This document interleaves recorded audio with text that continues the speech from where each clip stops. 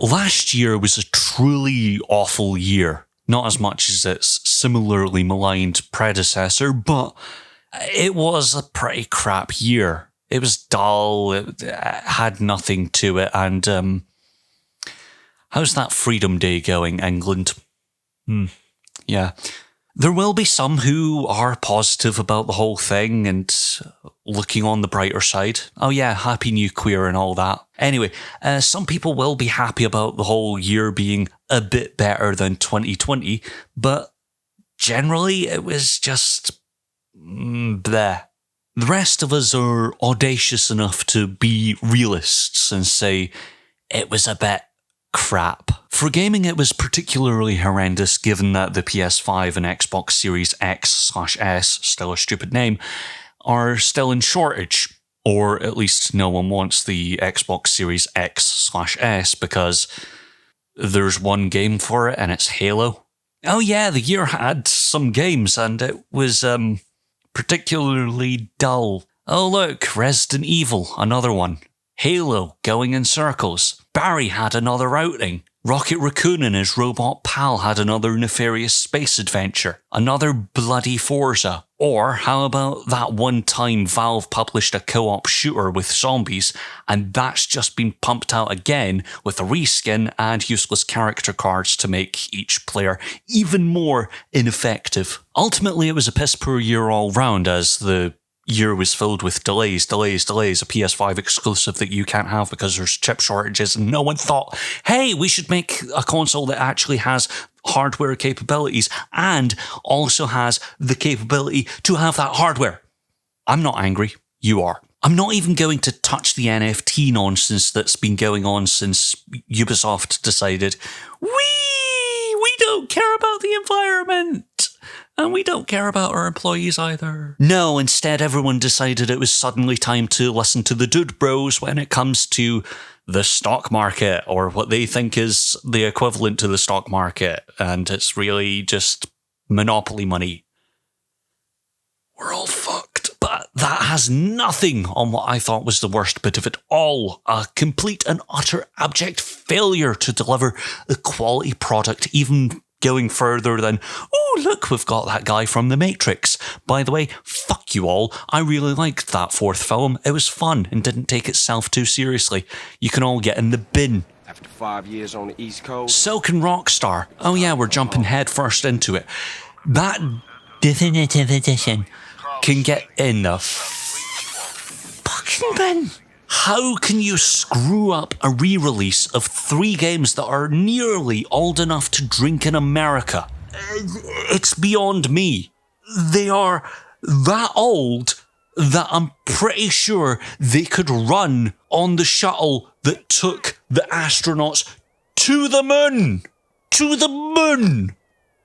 And that thing is more primitive than your bloody washing machine. Somehow Bethesda, yes, Bethesda, could actually make Skyrim run on a fridge. And yet Rockstar, a company that made $1 billion in 72 hours, could not find a studio that could theoretically make 3 of their games, 3 of the most important games in their history, to run on a Nintendo Switch.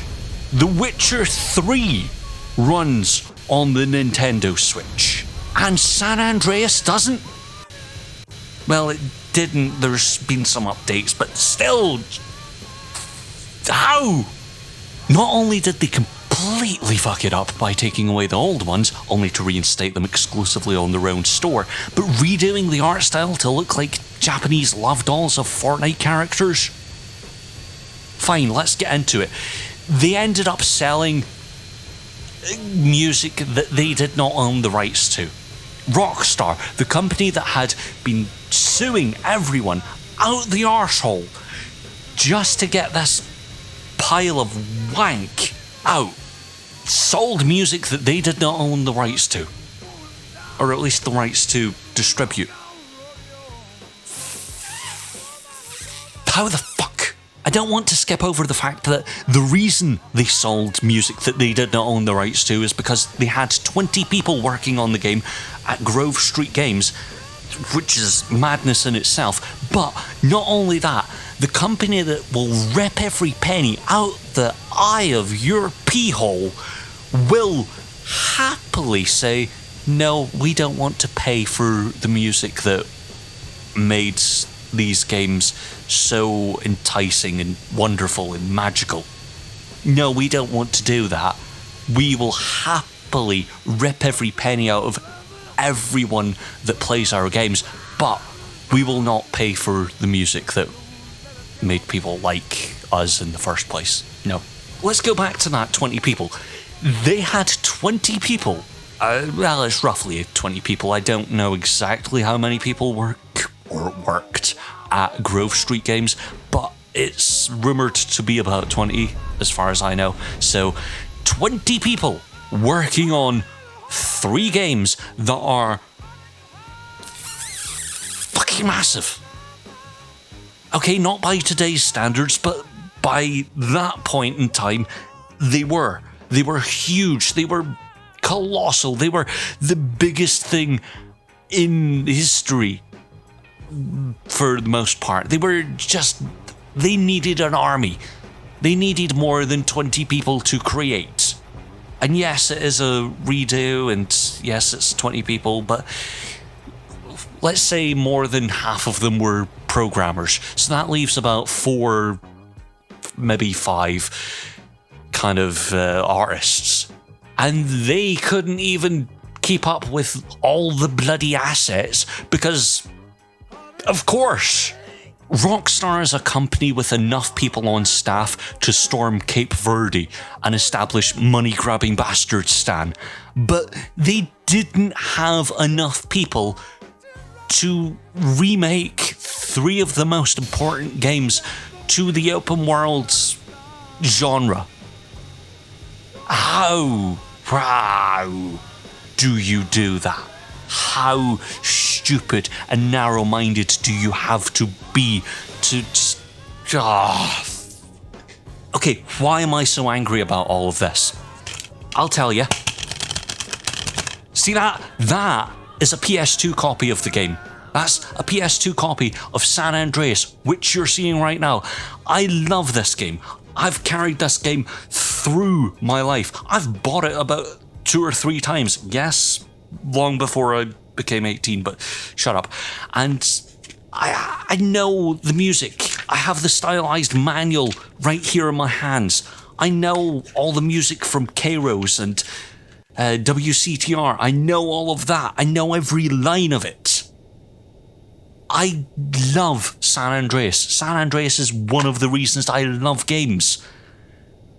And seeing this, and seeing it called the Definitive Edition, fucks me off.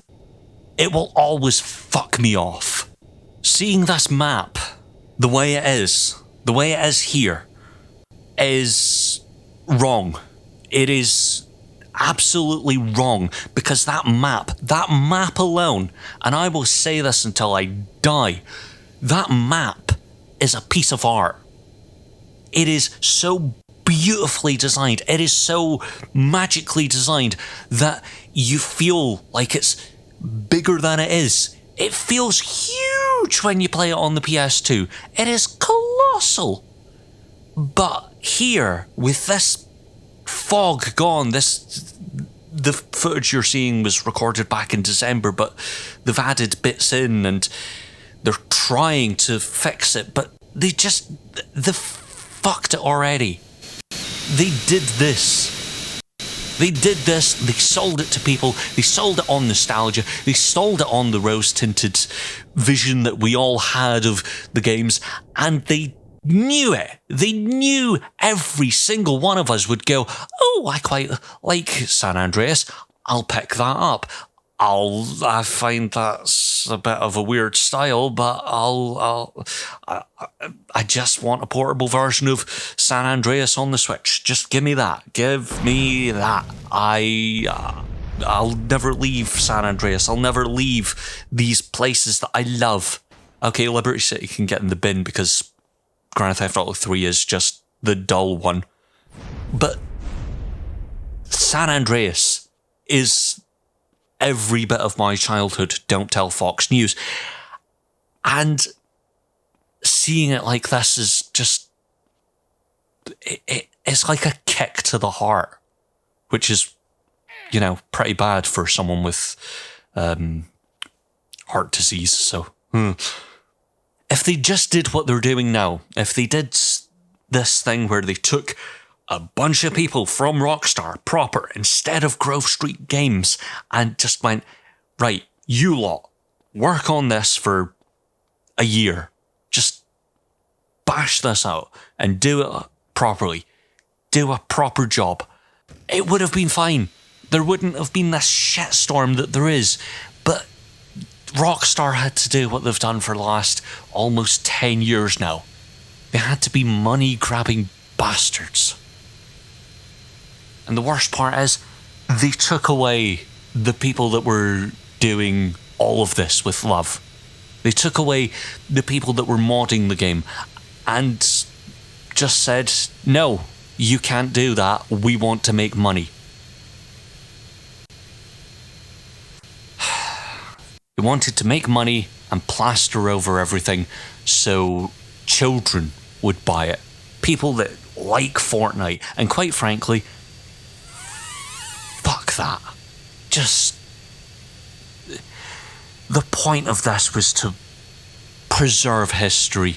Take something that was a thing 20 years ago and just put it on modern operating systems. Just make it run on a PS5 and a PS4 and a Nintendo Switch. But no, you had to just completely fuck it. You had to make everyone look like sex dolls.